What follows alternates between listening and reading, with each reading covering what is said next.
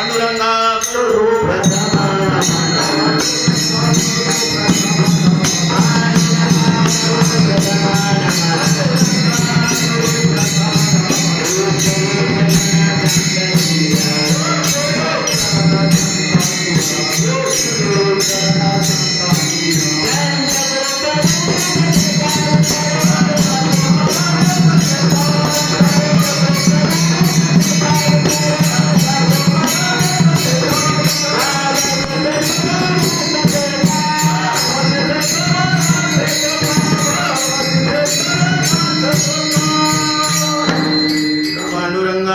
प्रथम नमन दुसरे चरण संतांच्या त्यांच्या कृपादाने कथेचा विस्तारो बाबाजी सद्गुरु दास तुका.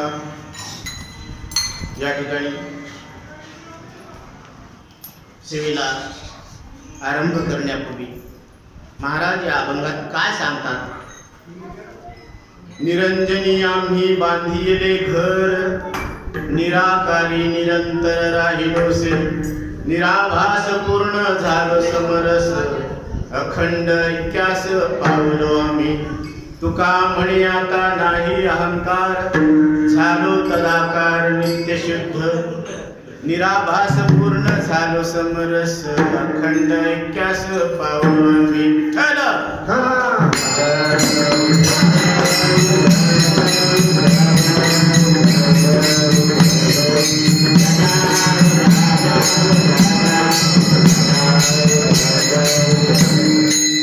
आज श्री क्षेत्र घोडके पिंपरी या ठिकाणी आमचे जीवलग मित्र हरिभक्त परायण पांडुरंग बापूराव घोडके यांच्या जीवनामध्ये एक स्वप्न पूर्ण झालेलं आहे. आनंदाचा सोहळा आहे आज, कारण एक हक्काचं घर बांधण्यात आलेलं आहे. आणि प्रत्येकाचं स्वप्न असतं की आपल्या हक्काचं एक घर असावं. घर कशासाठी बांधतो आपण? मानवी जीवनाच्या मूलभूत गरजा आहेत. रोटी, कपडा और मकान. बरोबर? खायला असावं, प्यायला असावं, लिहायला असावं म्हणजे अंगावर कपडे घालायला असावे, आणि एक ठिकाण असावं की दिवसभर काम करून केल्यानंतर ते चिन्ह, ते पाखरं आपल्या घरट्यामध्ये सुखानं आराम करण्यासाठी एक घरटं पाहिजे, एक घरकुल पाहिजे, एक घर पाहिजे, एक निवासस्थान पाहिजे, जिथं सगळं कुटुंब एकत्र विश्रांती घेईल अशी ती जागा पाहिजे. तर मानवी जीवनामध्ये जनसामान्यामध्ये घर शब्दाचा अर्थ वेगळा आहे, त्याची व्याख्या वेगळी आहे, आणि साधू संतांची व्याख्या वेगळी आहे. निरंजनी आम्ही बांधिले घर, आम्ही निरंजन ठिकाणी घर बांधलेलं आहे. या अभंगाचा थोडासा भावार्थ पाहू आपण. निरंजन, अलग निरंजन म्हणजे अलग शब्दाचा अर्थ जे इंद्रिय मन वाणीच्या पलीकडे असलेलं परमात्म तत्व, ब्रह्मतत्व, त्याला अलग म्हटलेलं आहे. कारण ते इंद्रिय मन वाणीच्या कक्षेत येत नाही. आणि निरंजन विठ्ठल विठ्ठल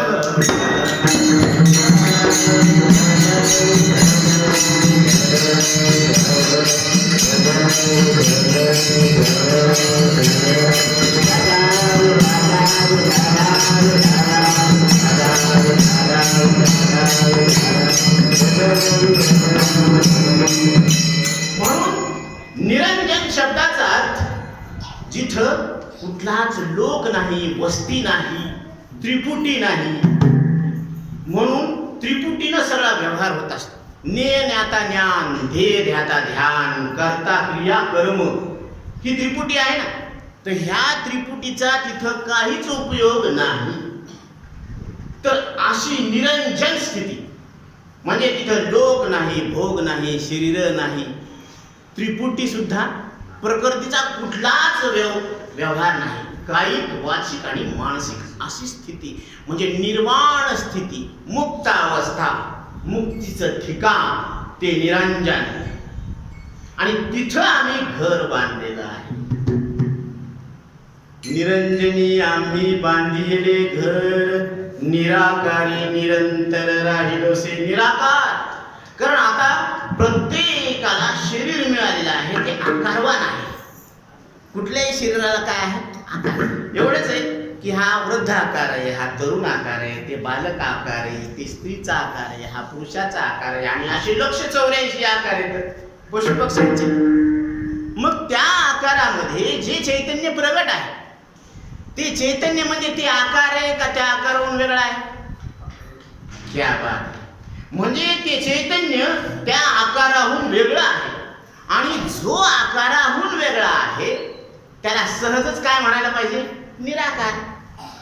आकाराहून वेगळा म्हणजे निराकार. आणि आकाराला सोडून जन्म मृत्यू नाही. हे आकार आहे नाही. आता हे आकार बालक होतात त्यावेळेस लहान होता, मग ते बालपणाचा आकार राहिला का मेला? गेला म्हणजे मेला. आणि आता नवीन आकार आला तरुण्याचा, आला म्हणजे तो जन्मला. म्हणून श्रीमद भगवद्गीता सांगते, भगवान श्रीकृष्ण परमात्मा सांगतात, न जायते म्रियते वा कदाचित् नायं भूत्वा भविता वा न भूयात् अयो नित्य शाश्वतो अयं पुराणो नायं हन्ति न हन्यते हन्यमाने शरीरे. अर्जुना, या आकारवान शरीराच्या नाशानं तुझा नाश होत नाही, आणि या आकारवान शरीराच्या उत्पत्ती बरोबर तुझी उत्पत्ती नाही. म्हणजे उत्पत्ती नाशवान हे आकार आहे, आणि तू याच्याहून वेगळा अविनाश परमात्मा आहे. विठ्ठल विठ्ठल.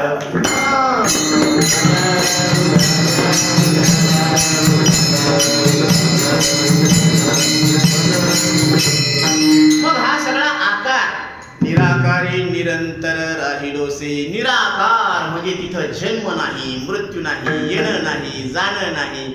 आणि मृत्यू नाही आणि जन्म नाही म्हटल्यावर दुःख नाही. कारण मृत्यूचे इतकं दुःख काय बरं? मृत्यूसारखं कुठलंच दुःख नाही, आणि तेच नाही म्हणजे केवळ सुख आहे. निराकारी निरंतर. बरं तिथं कुठं अंतर आहे का? नाही. निरंतर राहिलोसे, निराभास पूर्ण झालो समरस. आता हा जो संसाराचा भास आहे तो आपल्याला इथंच दिसतो. ज्यावेळेस तुम्हाला झोप लागती त्यावेळेस हा भास दिसतो का? का हा भास दिसणं बंद होतं? बंद होतं. झोपेमध्ये शरीराचा आणि जगाचा भास अंतःकरणाच्या पडद्यावर दिसणं बंद होतं. बरोबर आहे? मग तो बंद झालेला भास, बंद होणं वेगळं आणि ते बाधित ठरणं वेगळं. अलग लक्षात. बाधित ठरणं म्हणजे खोटी ठरणं, आणि बंद होणं म्हणजे ते दिसणं बंद झालं, अजून ते झापडी उघडली की ते दिसणारच झालं. म्हणून एक खेळाडू बाद झाला म्हणजे तो परत येऊ शकतो खेळायला? नाही. तसं या जागृती, स्वप्न, सुषुप्ती, जन्म मृत्यू ह्या संपूर्ण विश्वाचा भास बाधित झाला. याचा अर्थ आहे की ते दिसतंय पण आता त्याच्यामध्ये सत्यत्व बुद्धी नसते. याला काय म्हणायचं? भास म्हणायचं. लटिका व्यवहार सर्वदा संसार, लटिका व्यवहार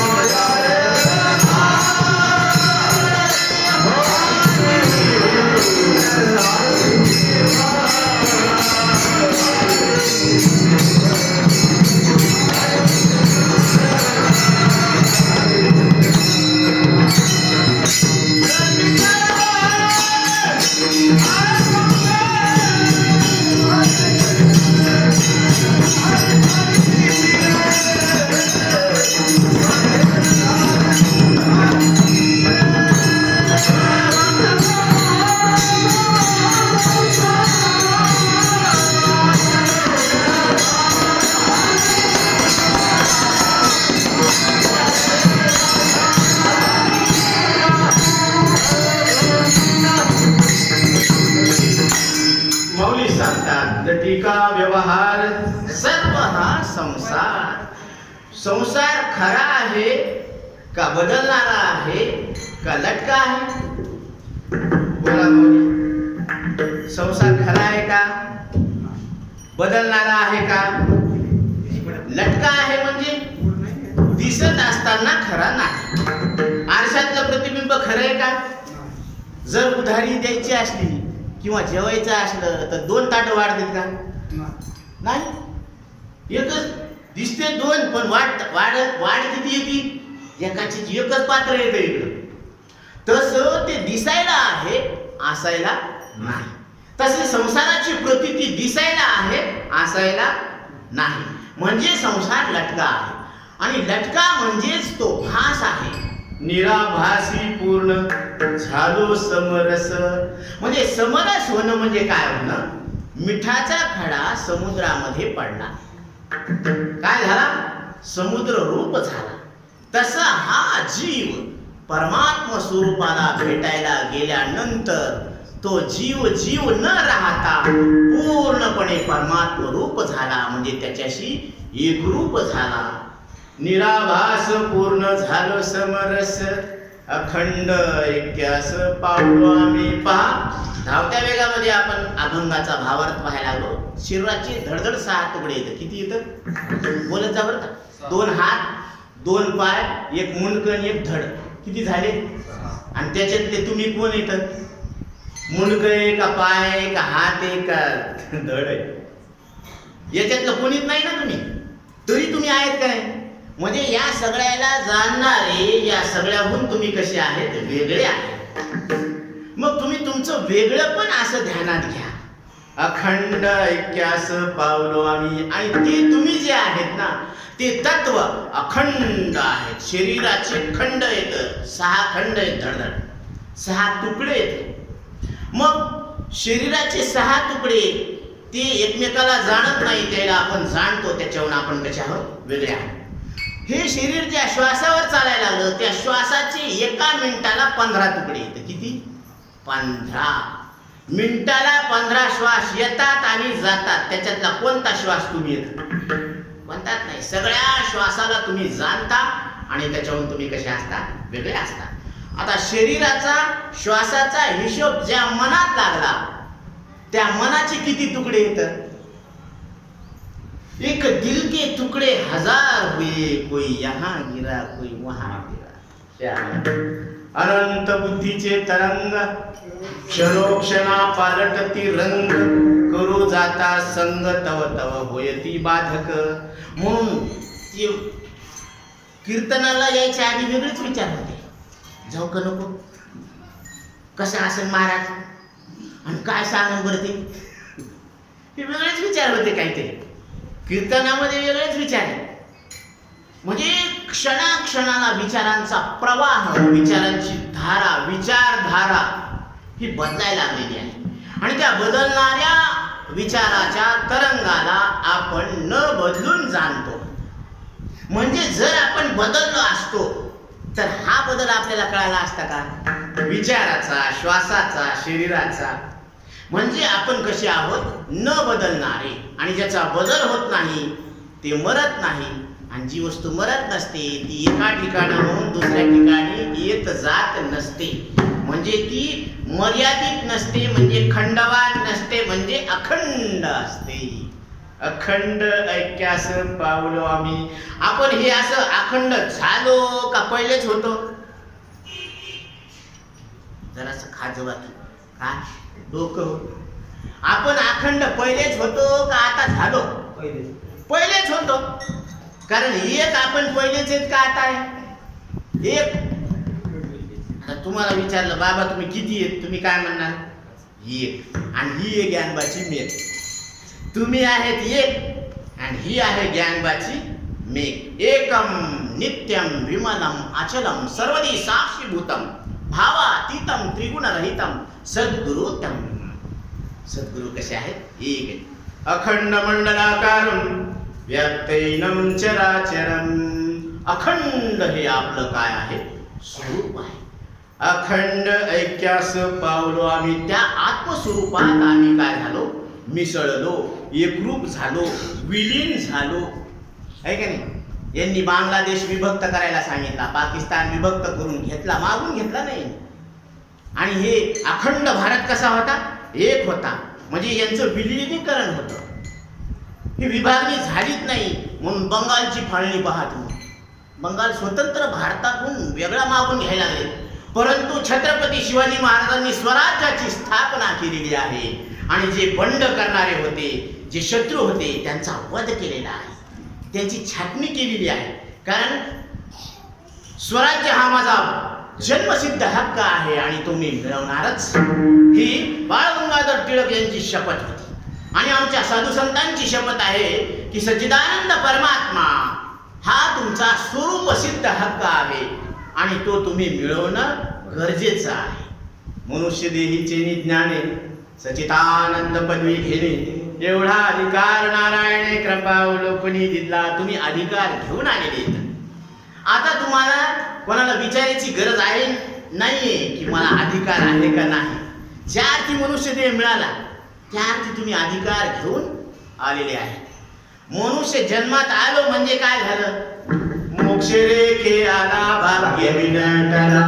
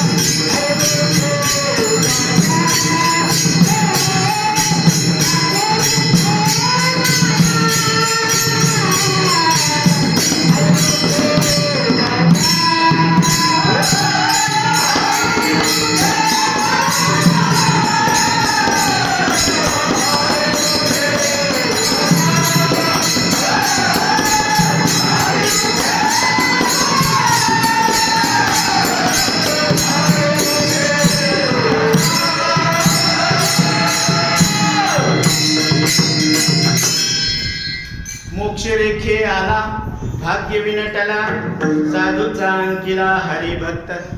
मानव देहामध्ये जीव आला याचा अर्थ तो मोक्षाच्या रिंगणात आलेला आहे. आता गंमत आहे, 99% काम झालेले, फक्त 1% काम राहिलेले. कोणता? विवेक. आत्मानात्मा विवेक ज्ञानम ज्ञानम भवती निर्मलः. भगवान शंकराचार्य सांगतात की विवेक कोणता करावा? जगाच्या पाठीवर आत्मा काय आहे आणि अनात्मा काय आहे याचा निवाडा करणं. याचे इतकं पवित्र ज्ञान, निर्मळ ज्ञान कुठंच नाही.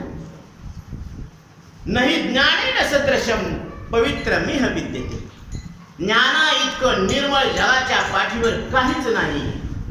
आणि ते ज्ञान म्हणजे काय आहे? आत्मा आणि अनात्माचा निवाडा करणं.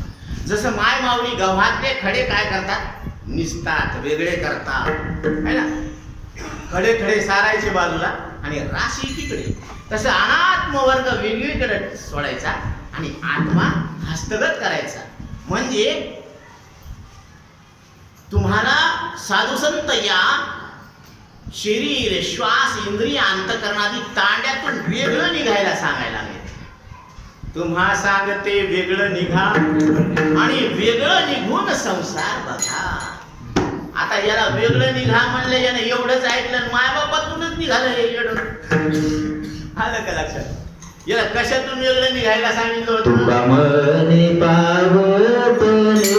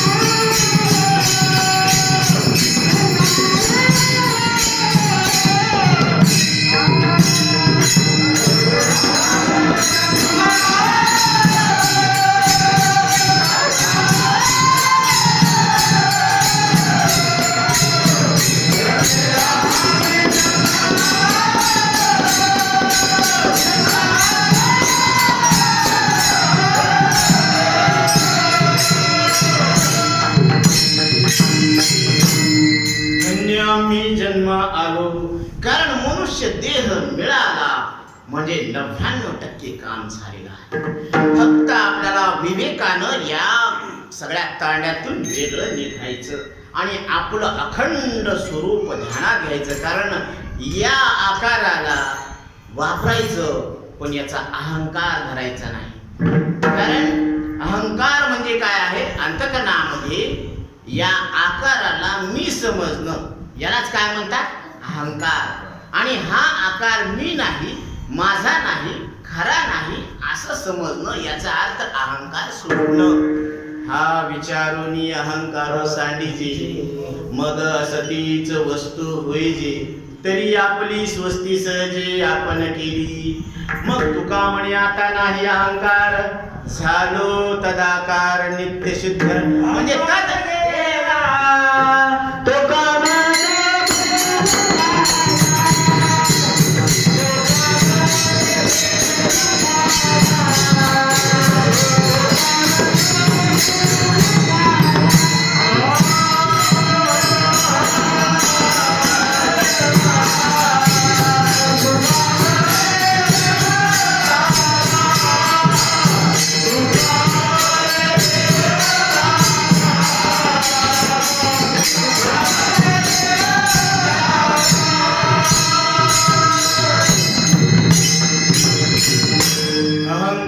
गेला, तुका म्हणे देव झाला.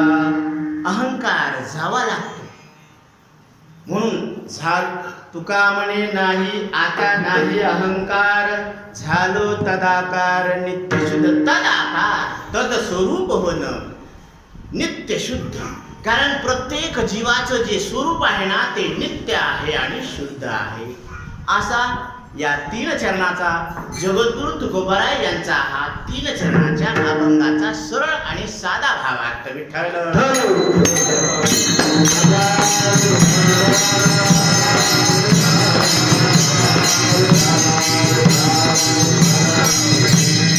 आता सविस्तर चिंतन करायला हरकत नाही, कारण दिलेल्या वेळामध्ये आपण ही सेवा पूर्ण करण्याचा प्रयत्न करू.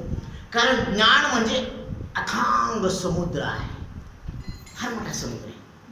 आणि आपण जेवढं बोलणार आहोत ना ते त्याच्यातलं एक लोटकं आहे, पूर्ण नाही, पूर्णता नाही. कारण संतांच्या वाङ्मयाचा किती जरी अर्थ लावला तरी तुका म्हणे नेनो युक्तीची बोली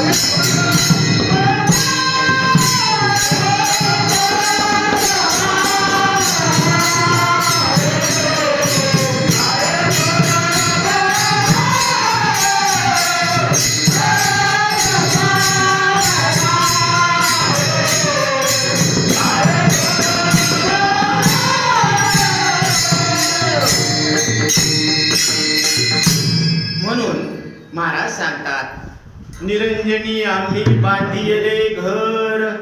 निरंजन शब्दाचा अर्थ जिथं कुठलेच लोक नाही, जिथं द्वैत व्यवहार नाही. कारण संपूर्ण संसारामध्ये काय आहे? व्यवहार आहे. व्यवहारामध्ये द्वैत असल्याशिवाय व्यवहारच होत नसतो आणि अद्वैतात व्यवहारच होत नसतो. विठ्ठल विठ्ठल.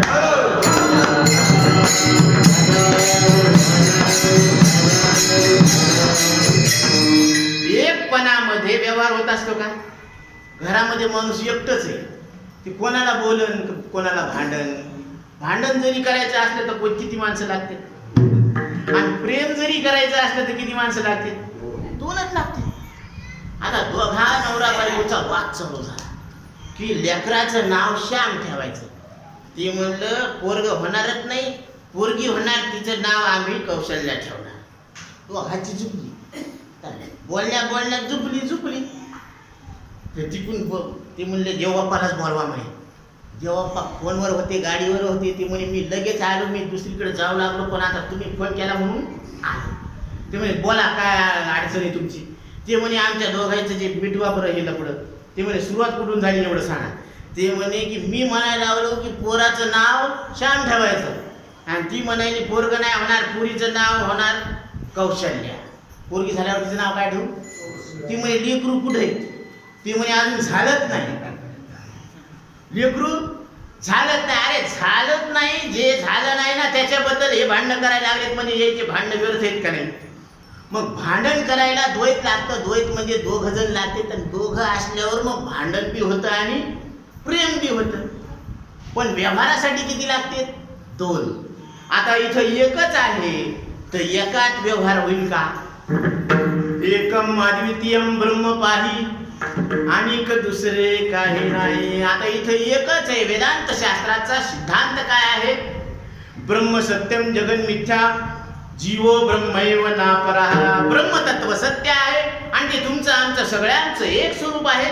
आणि अनुभवाला येणारा संसार हा आरशातल्या प्रतिबिंबासारखा कसा आहे? भासमान आहे. दुरीवरच्या सर्पासारखा भासमान आहे. आणि जीव ब्रह्मरूप आहे, देवरूप आहे. जीव कसा आहे? देवरूप आहे. जीवाव घे देव,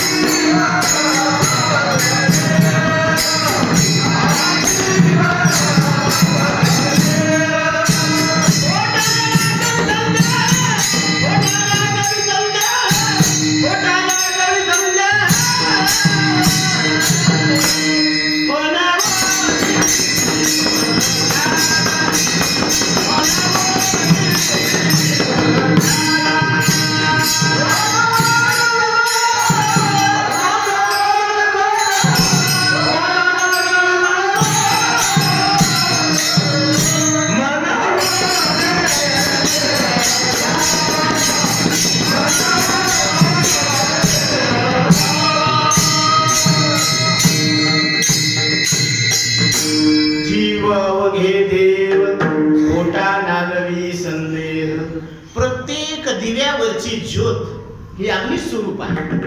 बरोबर आहे ना? तुमच्या घरची जी दिव्यावरची ज्योत आहे ती कोणाची आहे? ती कापसाची आहे का तेलाची आहे का वातीची आहे का मपंतीची आहे का ती अग्नीची? तुमच्याकडे कसं आहे? आमच्याकडे असं आहे, तेल करडीचं आहे, वात कापसाची आहे, पण ती मातीची आहे, आणि ती ज्योत अग्नी स्वरूप आहे. आमच्याकडं असं आहे. तुमच्याकडे कसं आहे? असंच आहे का? मग सगळ्यांच्या घरी मातीच्याच चुली आहेत का? घरोघरी न सांगन घरोघरी तीच परी आणि न सांगन बरे झाकली मुठ सवाल. कोण्या घरामध्ये भांड्याला भांडे लागत नाही बरं, सगळ्याचेच. ते आमच्या शेजारी तर ती म्हणे पप्पा याचे लईच भांड्याचा आवाज येतो, कोणी कळशीच मारल्याचा फेकून मारल्याचा आवाज येते, कोणी बेंडलच मारल्याचा आवाज येते. जरासं डोकावून पाहिलं तर दोघं हसायला लागले, पण हिनं मारलेली कळशी हुकली की ते हसते आणि त्यानं मारलेलं बेलणं लागलं की ही हसते. आहोच का म्हण ती म्हणे बरे आपल्यामध्ये तरी कसं नुसतं बोलण्यावरून थकवतो, यायचं तर ठोकम पट्टीच रे बाबा. त्याच्यापेक्षा आपण मग हे सांगत नाही का सगळ्याच्या घरी असं नाही, सगळ्याच्या घरी भांडणं होते. सगळ्या भांड्याला भांडे लागणं म्हणजे काय, बोलणं चालणं सगळ्याच होतं. हे इतकं तितकं आपण हे सगळं सांगत बसत का काय, ती न सांगलेत ना बरे झाकली मूठ सव्वा लाखाची. म्हणून सगळ्याच्या घरी अशीच पद्धत आहे, सगळ्याच्या घरी दिवा आहे, परंतु पंथी मातीची आहे, तेल करडीचं आहे, वात कापसाची आहे आणि ज्योत अग्नीची आहे. तसं ही शरीररूपी पंथी आहे. आणि ती कशाची माहिती का, हे पंचभूताची. देवाचा जाणेला उसना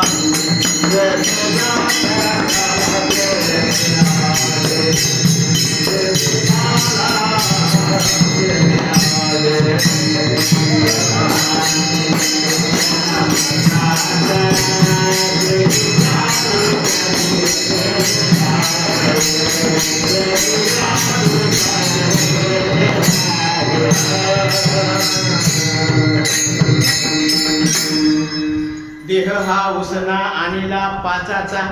पंचमहाभूत पृथ्वी, पाणी, अग्नी, वायू आणि आकाश यांच्यापासून हे आपण उधार आणलेलं आहे, काम करण्यासाठी, धर्म करण्यासाठी आणलेलं आहे.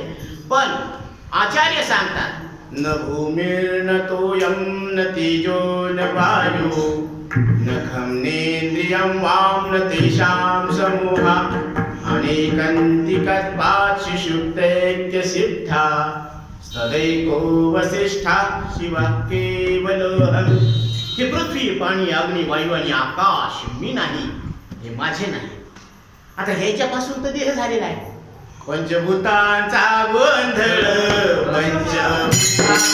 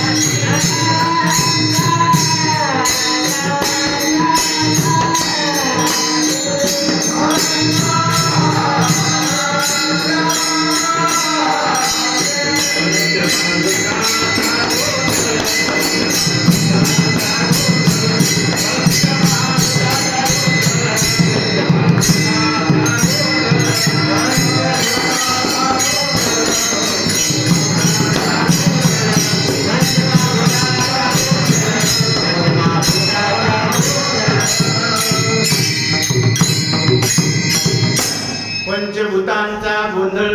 प्रत्येकाचं शरीर, मानवी शरीर हे पंचमहाभूतापासून तयार झालेलं आहे. असे 184 शरीर आहेत बरं का. आणि शरीर म्हणजे या जीवाला राहण्यासाठी दिलेलं घर आहे.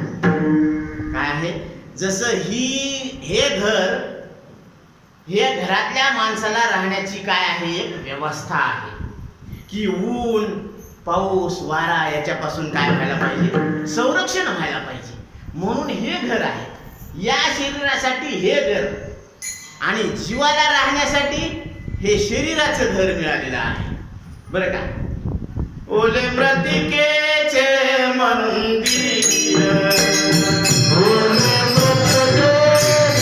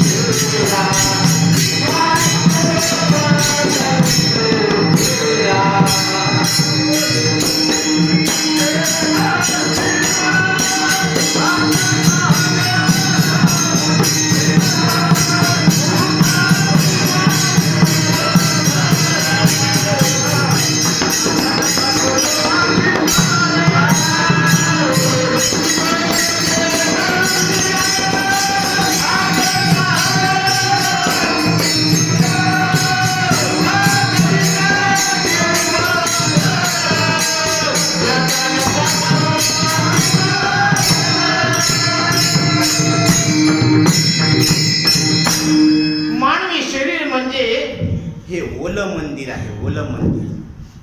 ओलं का म्हटले नाही? कारण याच्यामध्ये पाण्याचा भाग आहे. नाहीतर माऊली सांगतात अगा देहीचा अग्नी गेला देह नो हे चिखलू ओला. आता हे चिखल गरम आहे. कशामुळं? अग्नी याच्यामुळे. नाडी कशी लागते? गरम लागते. श्वास कसा लागतो? कधी बघायला मिळत नाही ना आपल्याकडं. का करायचं आपल्याला? चालू हो. तसं नाही जमत. अंदाजे पंचे दाव जसे जमत नाही. हे गणित आहे. हे जगद्गुरु तुकोबरायांनी सांगितलेलं गणित आहे. कारण या गणितानं काळाला जिंकायचंय. कारण ज्यानं काळाला जिंकलं त्याचा संसार पूर्ण झालेला आहे. त्यानं पुरुषार्थ केलेला आहे. म्हणून जगद्गुरु तुकोबरायांनी पुरुषार्थ केलेला आहे. राम तुकाराम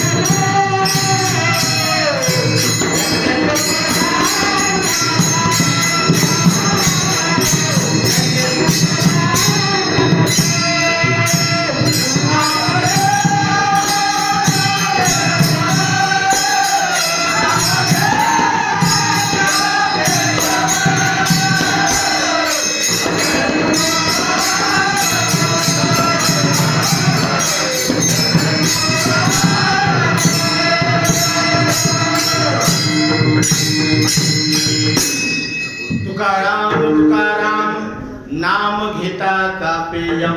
यम सुद्धा चळचळ कापतो एवढी ताकद तुकाराम शब्दामध्ये आहे. आणि त्याचा दुसरा अर्थ असा आहे, तुकाराम शब्दामध्येच आपला परिचय दिलेला आहे.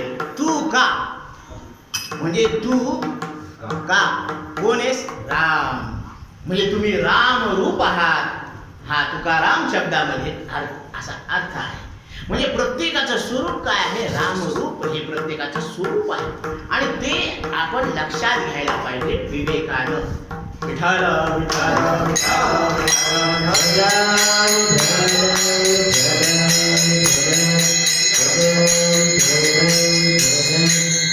प्रत्येकाच्या हृदयातला राम प्रगट आहे. आता आहे, इथं आहे. ते राम तुम्ही आहे.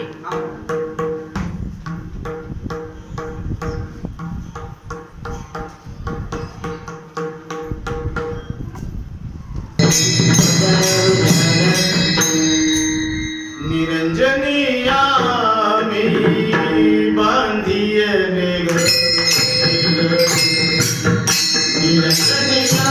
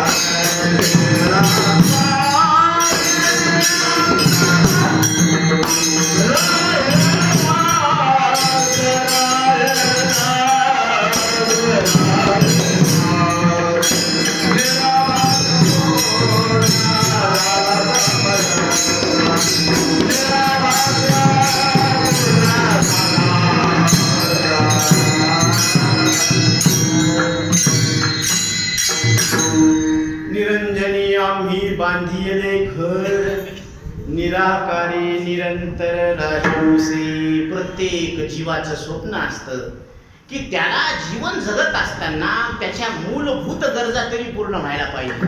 त्याला घर पाहिजे राहायला, घालायला कपडे पाहिजे, खायला भाकर पाहिजे, रोटी कपडावर मकान, आणि त्याच्या सुरक्षेसाठी लाईफ इन्शुरन्स पाहिजे. म्हणजे उद्या जर काही चांगलं वाईट बरं वाईट झालं तर मग म्हातारपणात सुखामध्ये जावा याच्यासाठी लोक प्रयत्न करतात. बरोबर आहे. म्हातारपण येईनच अशी काही गॅरंटी आहे का बाबा? नाही. पण अनिश्चित म्हातारपणासाठी निश्चित असलेलं तारुण्य आपण आज गमवतो. म्हणजे आपण मूर्ख आहेत, कशाने? तुम्हीच म्हणा, आम्ही कशाला म्हणा? आम्ही कशाला दोष घ्या तुम्हाला वाईट म्हणून? आपलं गणित चुकायलं ना. हे कष्ट करू करू मरायला लागले म्हणून त्याला त्याचं नाव आहे कष्टमर. कर मर कर. हे करू करू काय करायला लागले? हे कर ते कर ते कर त्याचा लागले. आणि जेव्हा भोगायची वेळ येते तेव्हा दात पडलेले असते, गुडघ्यानं चालता येत नाही, डोळ्यानं दिसत नाही, कानानं ऐकू येत नाही. म्हणजे सगळं वाट पुढे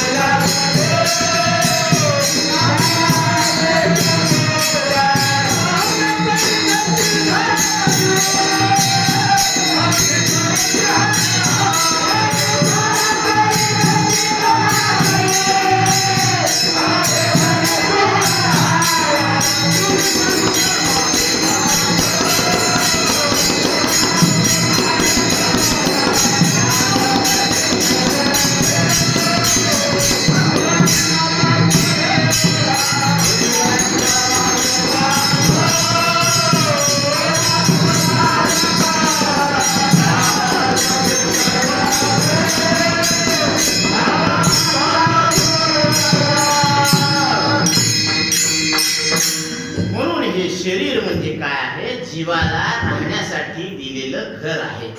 तर हे जे घर आहे ना, तर हे सुद्धा काय होणार आहे? एक दिवस जाणार आहे. कारण हे घर बांधलं म्हणजे ह्या शरीराला राहण्याची व्यवस्था. हे एक स्वप्न पूर्ण झालं. अजून बरेच स्वप्न आहेत ते आपल्याला पूर्ण करायचे. कारण नुसतं घर असून जमतं का? कारण घराचा सांभाळ करणारा कोणी पाहिजे ना. घरामध्ये माणसं पाहिजे का नाही? मग माणसं पाहिजे घरात, आणि त्या घरामध्ये प्रेम पाहिजे. नुसतं चार भिंती म्हणजे त्याला घर म्हणत नाही. त्या घरामध्ये एकमेकावर प्रेम करणारी माणसं पाहिजे. आई पाहिजे, वडील पाहिजे, मुलगा पाहिजे, भाऊ पाहिजे, पत्नी पाहिजे, बहीण पाहिजे, सगळेच पाहिजे ना. कारण हे जे नाते आहेत ते प्रेमानं संबंध जोपासणं, यालाच काय म्हटलेलं आहे? घर. घराला घरपण या संबंधातील प्रेमामुळे येत असतं. कारण ही एक विसावा आहे, ही जागा विश्रांती घेण्याचं काय आहे? ठिकाण आहे. तसं या जीवाला विश्रांती घेण्याचं ठिकाण म्हणजे सुख आहे. आणि ते सुख हे संताकडे गेल्याशिवाय लक्षात येत नाही. सुख वसे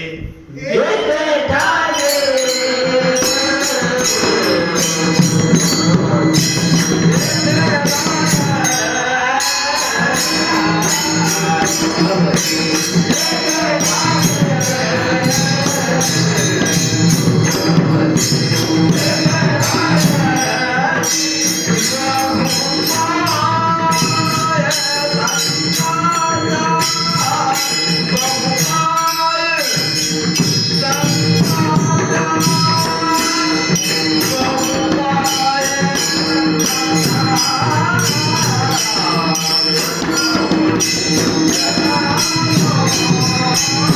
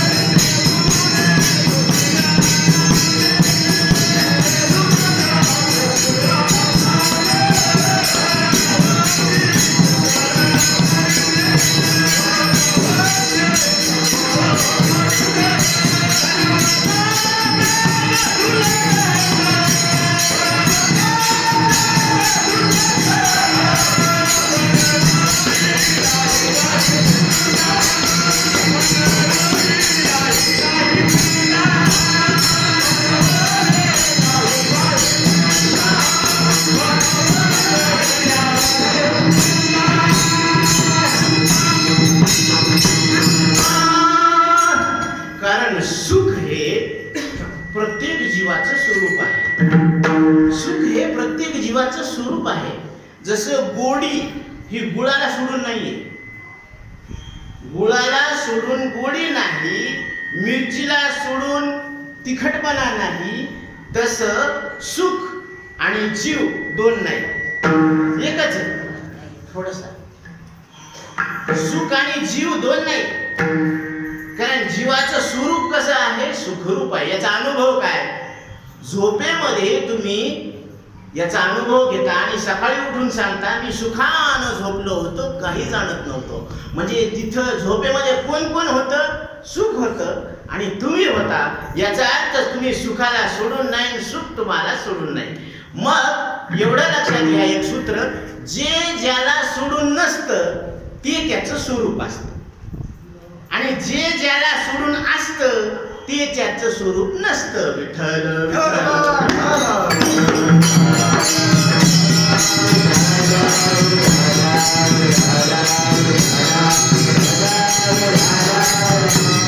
म्हणून जीवाला सोडून सुख नाही, सुखाला सोडून जीव नाही. म्हणजे सुख हे जीवाचं काय आहे? स्वरूप आहे, पहिली बाजू. आणि जीवाला सोडून देव नाही, देवाला सोडून जीव नाही. म्हणजे जीव कोण?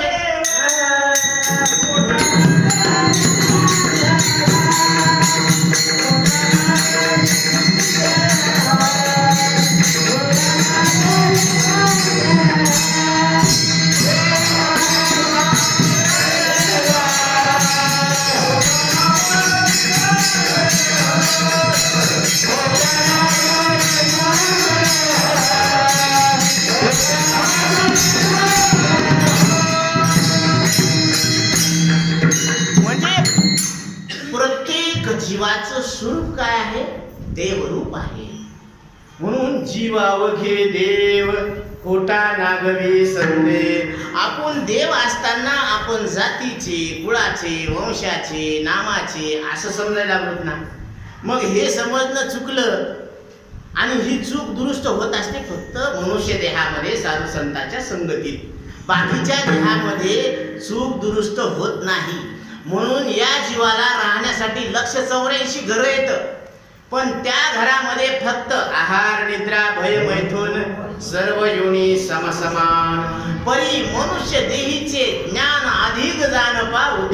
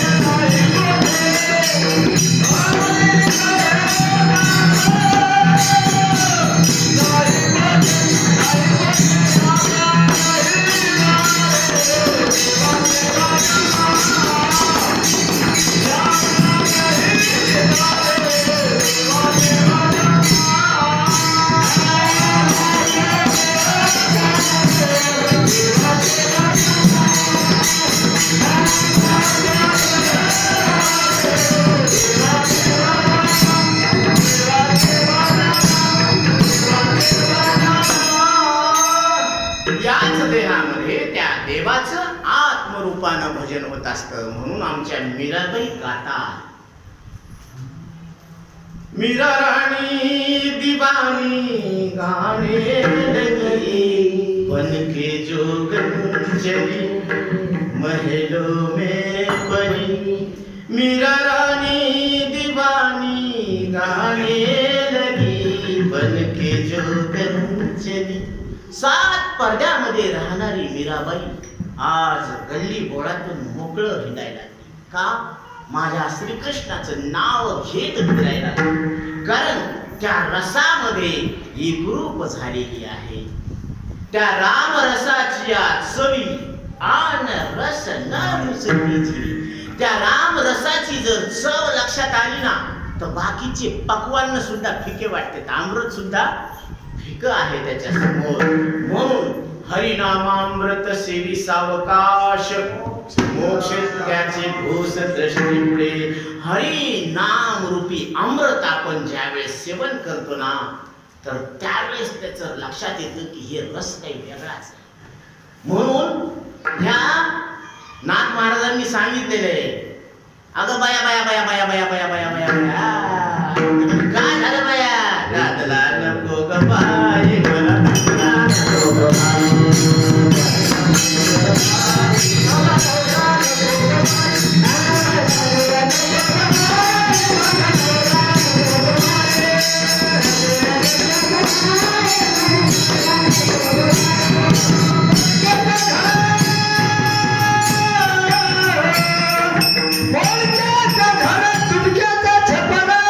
देवाला देव घर नाही.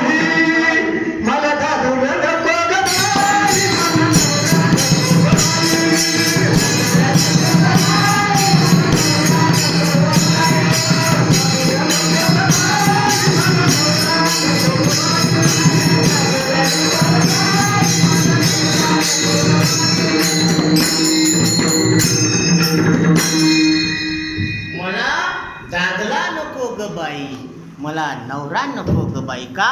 कारण इथं जे राहायला आलेलं मला हिने आणलं ज्या घरामध्ये, मोडकेसे घर, तुटकेसे छप्पर, आणि राहायला जागा कुठे जागा? हे सगळं पान पावसाळ्यामध्ये सगळ्या धारात लागायला लागल्या. कुठं बसायला सुद्धा जागा नाही. बरं ठीक आहे बाबा, राहू द्या घराचं राहायचं, पण इकडं जर अंगावर कपडे पाहावं तर फाटकीच लुगडं सुद्धा कसं आहे, आणि चुळी सुद्धा कशी. बरं शिवायला काही शिवून घालावं म्हणलं तर शिवायला बरा बी नाही. काय सांगावं तुम्हाला. बरं आता हे कपड्याचं झालं, जेवायला बसलो तर काय झालं आता, कशाची भाकर, जोंधळ्याची भाकर आणि कळण्याची भाजी. बरं त्याच्यात असू द्या बाबा, कळण्याची भाजी जोंधळ्याची भाकर, पण त्याच्यामध्ये वरून तेलाची धारच नाही म्हणल्यावर कसं खावं बाबा. आता एवढ्या कंडिशन मध्ये ती बाई कदरली ना. बरं एक दिवस ठीक आहे, रोज बी तेच म्हणल्यावर, रोज बेसन म्हणल्यावर जमतं ना. थोडस बदलू पाहिजे ना. आज ठेसा आहे, उद्या बेसन आहे, उद्या कढी आहे, उद्या मग त्याच्यामध्ये मग जिभेला पाणी सुटू देऊ नका बरं. असं कढी, मग नंतर थोडस वरण, फिकं वरण, साधं वरण, तिखट वरण, फोडणीचं वरण, असे बरेच प्रकार आहेत ना. मग ती सुगरणबाई कशाला म्हणलंय की मटेरियल तेच असतं, पण त्याची करून घालण्याची पद्धत वेगवेगळी असते. पाकशास्त्र म्हणते ती सुगरणबाई करती. ती बाई मटेरियल तेच आहे, पण त्याच पदार्थापासून वेगवेगळे पदार्थ तयार करून त्या नवऱ्याला जेव घालती, त्याचं मनोगत सांभाळती. बरोबर आहे ना. हा जसा रोजचा अनुभव आहे, तसं या संसारामध्ये जीवाला हे शरीर मिळालेलं काय आहे, घर आहे, आणि हे काही नेहमी काही राहणार नाही. याच्यामध्ये लवकर काम करून घ्यायला पाहिजे.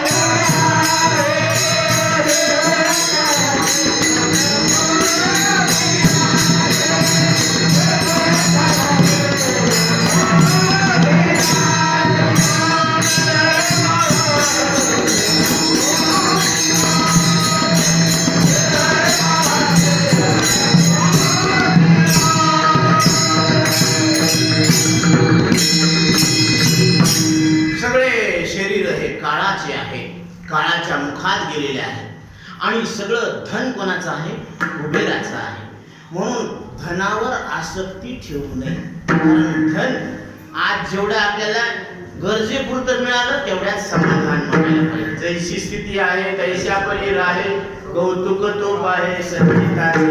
म्हणून हे घर सुद्धा काय आहे, याच्यामध्ये आपलं काम करून घ्यायचं. जीवनाचं लक्ष काय आहे, जीवनाचं लक्ष आहे आत्मस्वरूपाची ओळख करून घेणं. ओळखीला हरी धन्य तो संसार, मोक्ष त्याचे घरी सिद्धी सहित. सिद्धीला विपिसे कोणतया पुसे, नेले राजहंसे पाणी काही.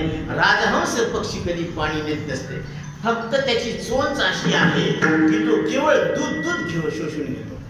तसं परमार्थ आणि संसाराची काय झालेली भेसळ झालेली. म्हणून शिष्याला सांगितले नाही, साधकाला सांगतात साधू संत की बाळा, या मनुष्य देहामध्ये विवेक रूपी चोच आहे, आणि त्या विवेकानं तू आत्मा काय कर, सार ग्रहण करून घे. म्हणून ही प्रगटता आहे, आणि या प्रगटतेमध्ये आपण प्रगट परमात्मा, शरीर, श्वास, इंद्रिय, अंतकरण या सगळ्याहून आपण कसे आहोत, वेगळे आहोत. तुका म्हणे आम्ही झालो अग्नी, तुका म्हणे आम्ही झालो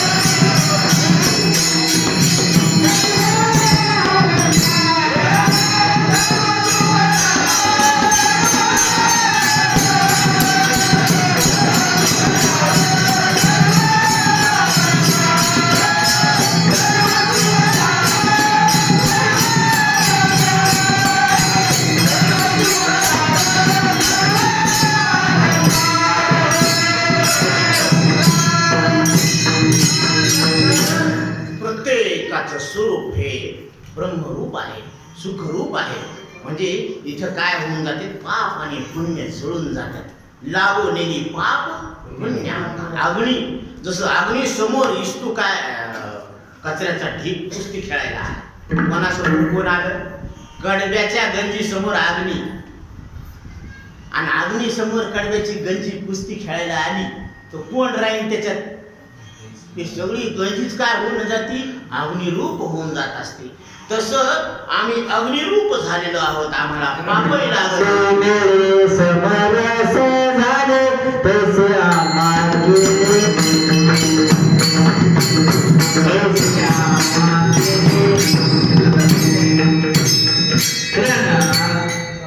तृण अग्नी मिळे समरस झाले तैसे नामे केले जगता हरे. तृण गवत अग्नीला भिडलं जाऊन ते अग्निरूप झाले, ते वापस आलंच नाही. तसा जीव देवाला भेटायला गेला. तुका म्हणे गंगा सागर संगमी अवघा झाल्या भोर मे,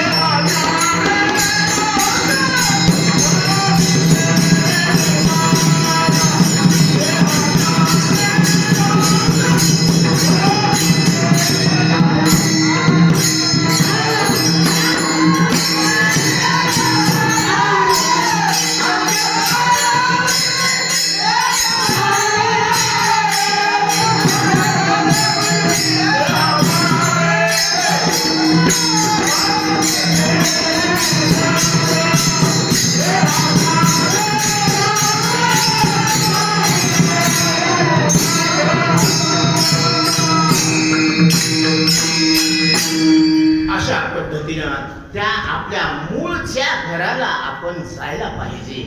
कारण निजधाम, भगवंत निजधामाला गेले म्हणजे कुठे गेले? आत्मस्वरूपात विलीन झाले आणि ते प्रत्येक जीवाचं धाम आहे, ते घर आहे आणि त्या मूळ स्वरूपावर म्हणून माऊली सांगतात अगा पै पंडू कुमरा येता स्वरूपाची या घरा. क्या बात आहे. जसं हे घर महाराज पांडुरंग बापू साहेब घोडके यांच्या जीवनातलं एक स्वप्न पूर्ण झालं. आनंदाचा उत्सव आहे. आता इथून पुढे अजून स्वप्न आहेत, कारण स्वप्नाची लाईन लागलेली आहे, ती पूर्ण व्हायला पाहिजे सगळे.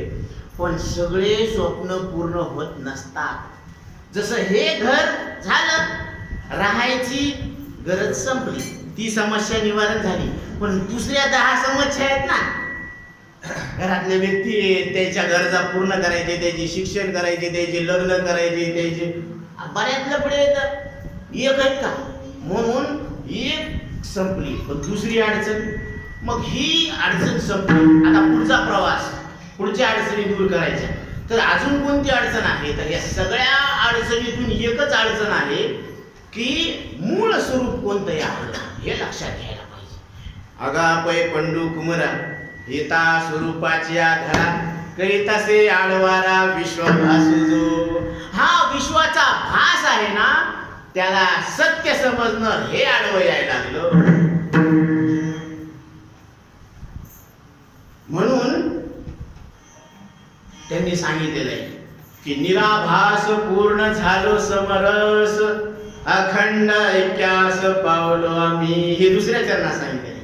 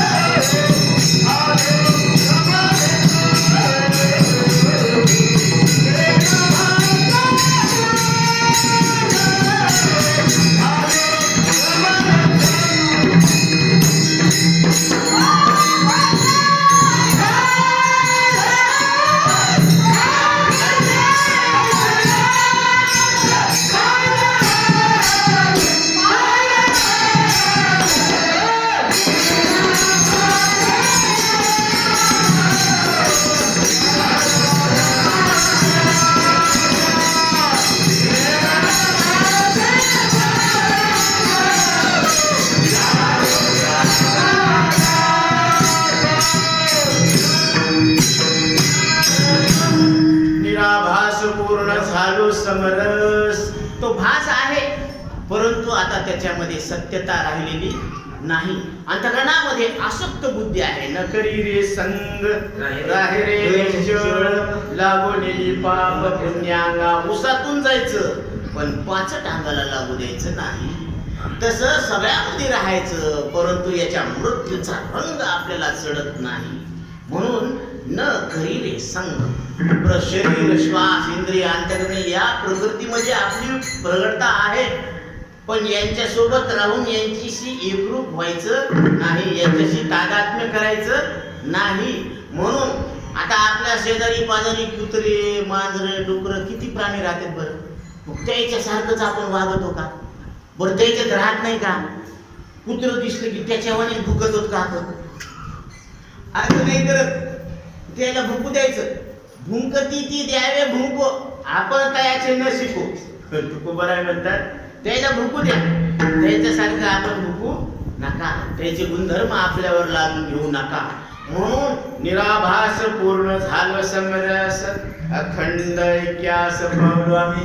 कारण या आकाराला मी म्हणणं सोडलं, माझं म्हणणं सोडलं की अखंड परमात्मा हे आपलं काय आहे? स्वरूप आहे. आणि त्या स्वरूपाला आपण काय करायचं? भेटायचे, मिळायचे. निरखित निरखित गेली येऊ, पाहे तव तन्मय झाली. कारण हे जे घर मिळालेलं आहे ना, हे सोडावं लागणार आहे. जिंदगी किराए का घर है, एक ना एक दिन बदलना पड़ेगा. जिंदगी किराए का घर है, एक ना एक दिन बदलना पड़ेगा. ये मौत जब तुझको आवाज देगी, घर से बाहर निकलना पड़ेगा. घरातून बाहेर निघावं लागेल. नाही निघलं तर काढावं लागेल. नाही काढलं तर हे बळच ओढून काढते. म्हणून हे काय आहे? किरायाचं घर आहे. हे शरीर म्हणजे किरायाचं घर आहे. मग एरी किराया भरू बेजार झाला होतो ना.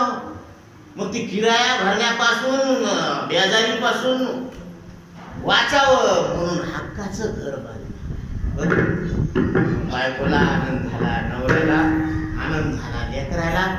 आता नेहमी नेहमी त्या मालकाचं तोंड पाहणं नको की द्या महिना, नाही तर महिना झाला की ती येऊन उभं टाकायचा. कशाला? किराया वसूल करायला. आता ती तर नेहमीची झंझट निघून झाली ना. इथं घाण पडली, तिथं घाण पडली, हे साफ करा, ते खासा, त्याचीच हुकुमशाही.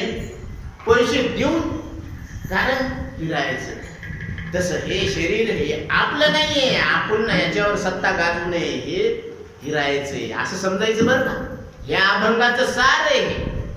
हे घर हे शरीर राहण्यासाठी आणि हे घर आत्मा ओळखण्यासाठी, आत्मस्वरूपाची ओळख करून घेण्यासाठी हे घर आहे. म्हणून ह्याला चांगलं ठेवायचं, स्वच्छ ठेवायचं. बरोबर इकडे खाऊ पिऊ घालायचं, अंगावर कपडे चांगले घालायचे. 4 वखत बसावं उठावं लागतं आपल्याला. म्हणून खायचं प्यायचं, मस्त राहायचं. साधू संतांच्या संगतीत मी कोण आहे हे ध्यानात घ्यायचं. किती सोपं आहे. अभंग बी सोपा आहे आणि अभंगाचा अर्थ सुद्धा सोपा आहे. म्हणून आपल्या आत्मस्वरूपाकडं यायचंय का? कारण आपल्या आत्मस्वरूपाला जात असताना तिथं याला नेता येत नाही, याचा अहंकार घेऊन जाता येत नाही. सजन रे झूठ मत बोलो, खुदा के पास जाना है, ना हाथी है ना घोडा है, वहां पैदल ही जाना है. बरं का? तिथं अहंकार घेऊन जाता येत नाही. अहंकाराचा वारा लागो राजसा, माझ्या विष्णुदासा भाविकाची. म्हणून हा अहंकार जावा लागतो. अहम आकार, मी आकारवान आहे अशी जी अंतःकरण वृत्ती ना, तिला अहंकार म्हणतात. म्हणून आता ह्या सगळ्यांनी वाण दिले नाही संक्रांतीला. आता तुम्ही पण एक वाण द्यायचं. तुम्ही म्हणता की आम्ही कसं काय वाण द्यावं? की तो बायाचं सण आहे. बायाचं नाही, ज्याला जो प्रकृतीच्या अधीन आहे, जो प्रकृतीला सत्य समजतो, ते सुद्धा पुरुष शरीर असून बाईच आहे. ध्यानात घ्या. पुरुषाची व्याख्या काय? ज्याने काळाला जिंकलं तो खरा पुरुष. ज्याने काळाला जिंकलं. आणि जगद्गुरु तुकोबरायांनी काळाला जिंकलं. जगा काळ खाय